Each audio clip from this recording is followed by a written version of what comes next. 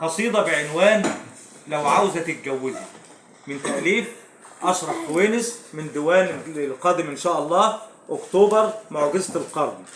أكتوبر معجزة القرن سيصدر عن دار ميتابوك للطباعة والنشر والتوزيع، تصميم الغلاف لأشرف رفعت كوينس.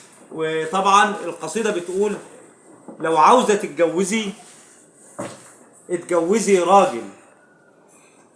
راجل أصيل محترم يقدر يكون عادل، مش شخص راجل عفيف اللسان، مش شخص بيجادل، راجل يحبك لشخصك ما يكونش يوم طماع، راجل حنين وطيب مش سلعة للبياع، راجل ملوش في اللوع وملوش في لوي دراع.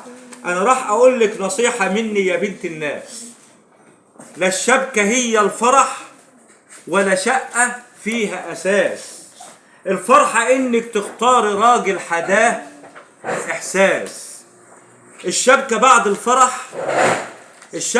الفرح جوه الدولاب تتعان، حواليها حبة طرح بيحوطوا الفستان، والابتسامة البريئة ميالة للبهتان.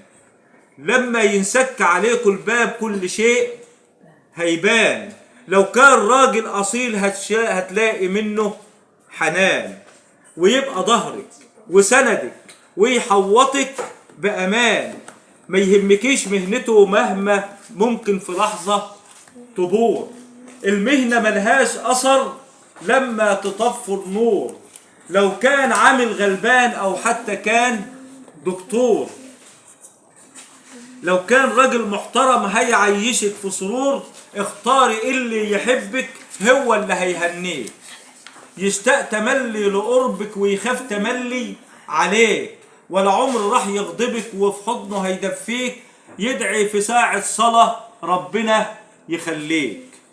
الحب مش بالبال ولا شبكة بالألوفات ولا شقة واسعة وكبيرة مليانة أنتيكات، الحب رحمة وألفة مش بس شكليات. كل الحكاية يا بنتي تختار راجل دين، كل الحكاية يا بنت تختار راجل دين، يقدر في يوم يسترك بالرحمة ويا اللين، يعرف حقوق الله مهما تمر سنين، يخلص ويوفي ليك ويكون عليكي أمين، ويكون عليكي أمين.